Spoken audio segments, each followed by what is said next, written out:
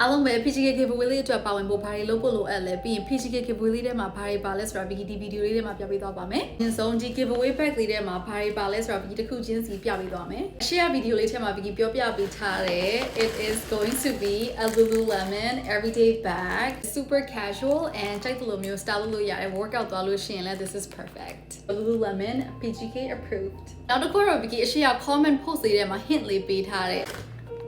Selena Gomez here hand cream from Rare Beauty hand cream လေး it is so cute ပုံစံလေးလည်းချစ်စရာလေးဆိုတော့ဒီလိုမျိုးပုံစံလေးပေါ့နော် and it is so hydrating အဲ့လိုမျိုးစောင်းရသည်တော့မဟုတ်လို့ရှင်လည်းလက်ကလေးကိုနူးညံ့အောင်ထားခြင်းနဲ့ဆိုလို့ရှင်တော့ this is perfect အားလုံးကိုချစ်လို့ PGK brand လေးပေးထားရနော်နောက်တစ်ခုကတော့ Vicky ရဲ့ share video လေးထဲမှာပြပေးထားတယ် Morphe ရဲ့ foundation brush Vicky ကိုယ်တိုင်လည်းနေ့တိုင်း daily makeup လုပ်လို့ရှိရင်လည်း Morphe brush set တစ်ခုလုံးသုံးတယ်ဆိုတော့ I am so obsessed makeup လုပ်လို့ရှိရင်လည်းအကောင်စား brush နဲ့သုံးတာနဲ့ okay brush နဲ့သုံးတာနဲ့အကွာခြားချက်တွေလည်းရှိရဆိုတော့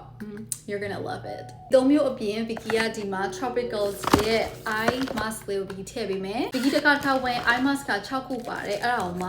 $22ပဲရှိတယ်ဆိုတော့ Vicky က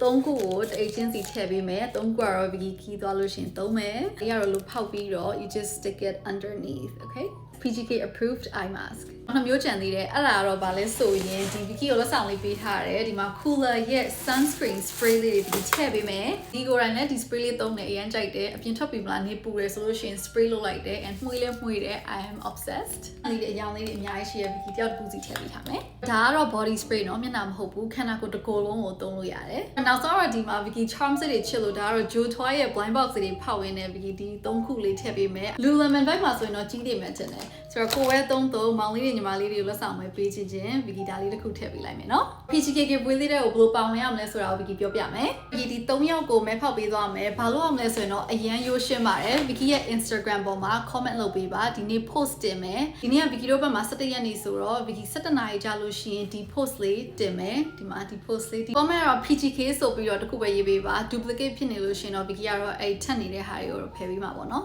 စီးမင်းလေးကတော့ Instagram ကိုတော့ follow လုပ်ပေးရပါမယ်မဲပေါက်ပြီးတော့ Instagram follow မလုပ်ဆိုတော့အဆူမရပါဘူး